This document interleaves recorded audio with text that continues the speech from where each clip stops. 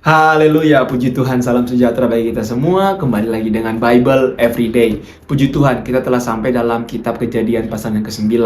Nah, kalau kita baca dalam kitab Kejadian pasal yang ke-8, ada satu kesalahan kecil yang dilakukan oleh Nuh. Apa itu? Ketika Tuhan memerintahkan Nuh untuk keluar dari Batra bersama-sama dengan istri mereka masing-masing.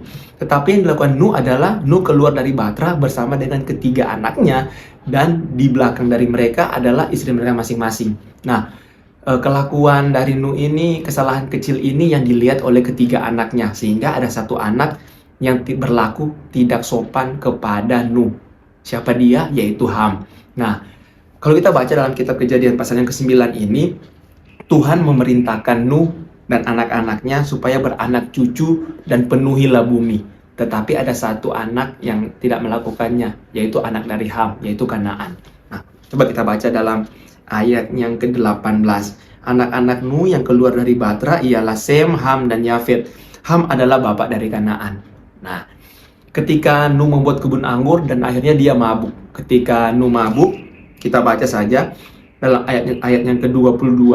Maka Ham, bapak Kanaan itu melihat aurat ayahnya, lalu diceritakannya kepada kedua saudaranya di luar.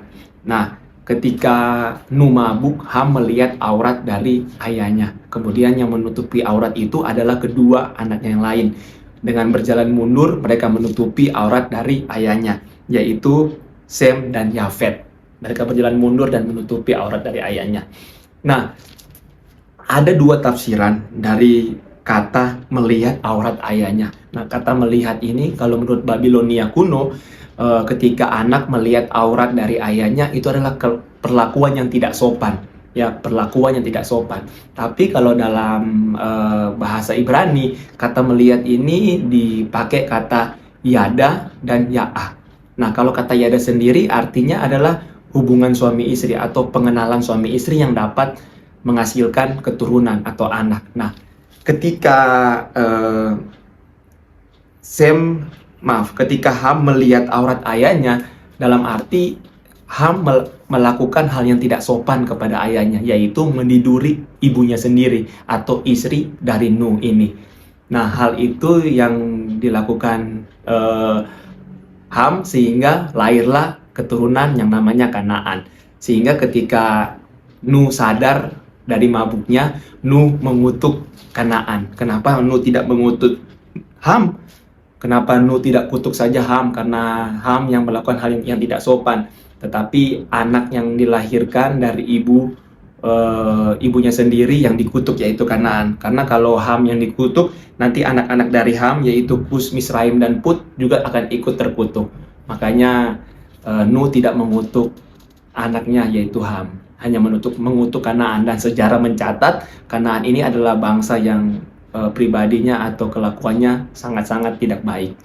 Nah, yang menjadi renungan bagi kita semua adalah mungkin kita tidak peduli ya dengan tafsiran-tafsiran baik dari Babilonia kuno atau tafsiran yang terbaru yaitu bahasa Ibrani, Yunani, dan seperti lain-lainnya.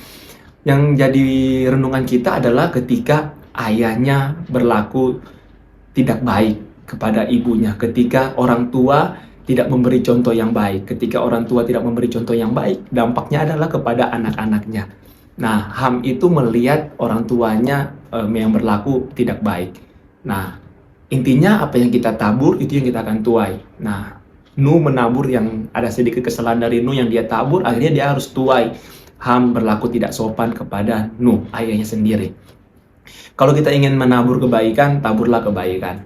Kalau kita ingin menuai kejahatan, ya kita akan silakan tuai kejahatan. Tapi saya percaya kita sebagai orang percaya, kita akan menabur kebaikan ya dalam kehidupan kita. Tetap terus tabur kebaikan, tetap terus mengasihi sesama kita, mengasihi musuh kita, tetap peduli sesama kita. Kalau kita menabur kebaikan, Tuhan akan melihatnya dan Tuhan akan pasti membalas setiap kebaikan kita. Puji Tuhan dan haleluya.